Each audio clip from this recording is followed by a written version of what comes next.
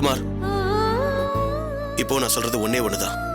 Financier கிட்ட வாங்கின 1.25 கோடிய உடனே திருப்பி தந்ததுல அந்த ஆள் பாதிக்கப்பட்டிருக்கலாம். இவங்க கிட்ட காசு கேட்டிருக்கலாம். பாயிண்ட் நம்பர் 1, முதல்ல அவங்க இத வீட்ல சொல்லிருக்கணும். வாங்கின காசுல இவ்ளோ பிரச்சனை இருக்குன்னு சொல்லிருக்கணும். சொல்லல. ஏன்?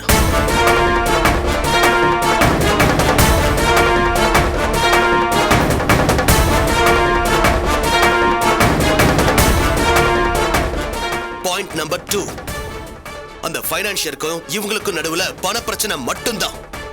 அதுக்காக ஏன் இவங்க அவனுக்கு பயப்படணும்?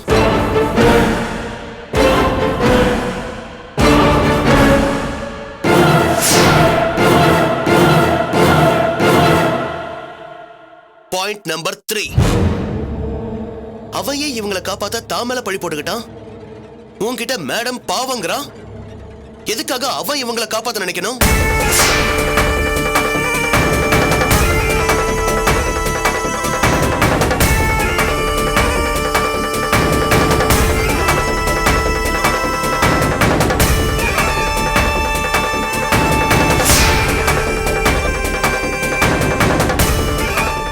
பாயிண்ட் நம்பர் 4, காசுக்கு வட்டியை கேட்கிறவன் வட்டியை கேட்காம இவங்கள நல்லவங்கன்னு சொல்ல வேண்டிய நிர்பந்தம் அவனுக்கு எங்கிருந்து வந்துச்சு?